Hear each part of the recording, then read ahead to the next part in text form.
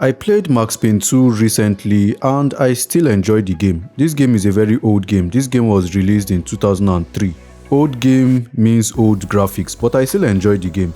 This is one of the first PC games I've ever played. I first played this game around 13-14 years ago if I'm not mistaken. And I kept on playing the game over and over and over and over again because this game is a masterpiece. It looks old, but this game is still good. Well, I just want us to talk about the game. This is not a review or anything. This is more like a discussion. This channel is a place where casual gamers or gamers just come out to hang out and talk about gaming stuff. So I just want to say one or two things about Max Payne 2. One of the best things I love about Max Payne 2 is Max Payne's monologues. His monologues are interesting to listen to and makes the game more entertaining. The way he describes some situations and some of the puns he uses. His monologues are something I know I won't get tired of. Some people might find it annoying, but for me, this is one of my favorite things about Max Payne 2. With no way to deal with the past, I kept my eyes on the road, off the rearview mirror and the roadkill behind me. I chased lesser mysteries, other people's crimes. If you think nothing can get to you, you're lying to yourself. At best, you're temporarily dead. A lightning bolt can reanimate you without a warning. And then we want to talk about the combat system. This is not Cyberpunk 2077 level combat or Call of Duty style combat. But this game is an action game and it shows. It doesn't waste time with unnecessary cutscenes. It jumps straight into the action. And on the topic of combat, there is good weapon collection or selection, or whatever I want to call it. And I love the implementation of bullet time. I'm sure bullet time is one of the things that made Max Payne unique when it was released. I think Max Payne Part 1 was one of the first, if not the first game to introduce the bullet time mechanics. Although recently I've played more games with bullet time like Fear 2 and Fear 3.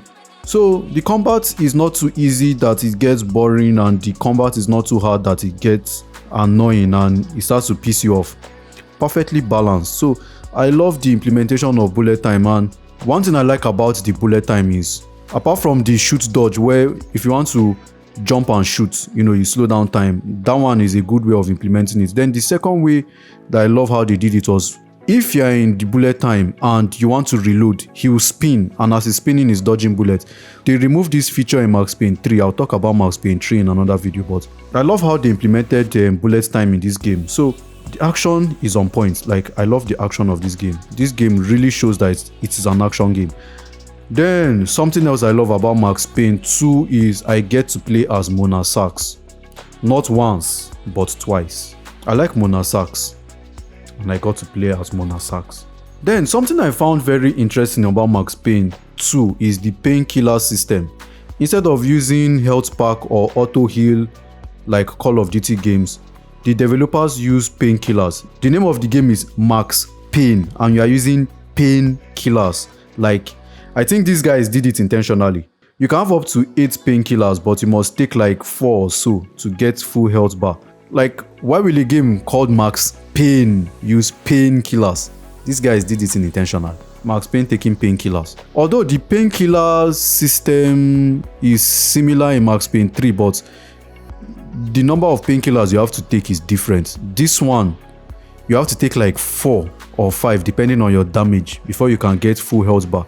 But in Max Payne 2, if you just take like 1, it can give you close to full health bar. But I'll talk about that in Max Payne 3. Something I also found interesting about Max Payne 2 is the comic book style cutscenes. That style of cutscene is a brilliant idea. Whoever thought about this is a genius. The voice acting in the background, the sound effects, and every other thing they use. Good stuff. Like, this is a creative way of implementing cutscenes. She wasn't telling me the whole truth. Let's go. The circle goes back to the centuries-old Masonic cults. Corruption and assassinations reaching all the way to the presidential level. Right. And here I was thinking conspiracy theories had gone out of style. We're here. So are they. Okay, one thing I want to talk about in Max Payne 2 is the music. Max Payne has music that fits the atmosphere of the game. The music puts you in this depressing mood. Somehow, it's as if the game wants to make you fully experience the depressing life of Max Payne. The theme music is perfect. The end credits music is even better. The theme music, it is beautiful to listen to. I like the theme music of Max Payne. I think it's the same music they use in part 1, part 2, and part 3. Another feature I love about Max Payne 2 is the quick save and quick load feature. All you need to do is press F5 for quick save and press F9 for quick load. Make one bad decision and press F9 to quick load. Very easy. Very, very easy. And the pressing of F5 to quick save saves you the stress of going to menu, save, just press F5 and you've saved. Press F9 and you quick reload. Some not so good things about Max Payne 2 might not really be a problem for some, but I'll just mention it anyway. Because there are some people that might want to pick up this game and play, and there are others that have played this game and they may have forgotten about the game and they want to play the game again. But let me just mention a few things that people might not find good in the game. 1. Old game means old graphics. Not everyone will like how this game looks today. But when this game was released, the graphics looked cool back then. Today we have game with crazy graphics like The Witcher, Cyberpunk 2077, Mass Effect. I still like the game even with the bad graphics. Although sometimes the graphics looks creepy, like they cut out a human face and they sewed it to a mannequin. But the creepy graphics is when you're watching the cutscenes, not the comic book cutscenes. The other cutscene. What the hell am I saying? Anyway, the game looks like a mobile game. In fact, there are some mobile games that have better graphics than this, but I still love the game nonetheless. I still love the game like that.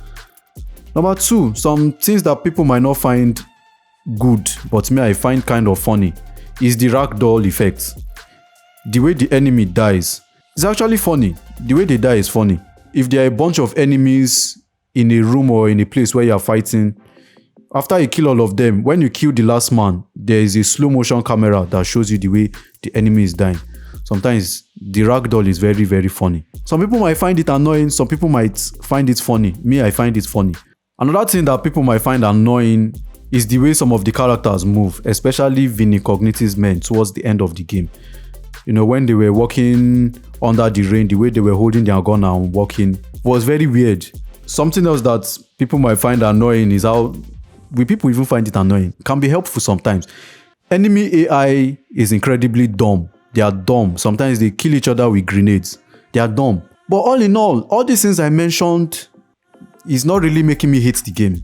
I love the game like that. This is one of the best games I've played. Even though it looks old and it looks dated, but I love this game. I just want to share some random thoughts. I think most of the gameplay and most of the stages or missions I played in this game, everything happened in the night. Abi, was there a stage or was there a mission that it was daytime? And then lords and ladies. I keep hearing lords and ladies in the game.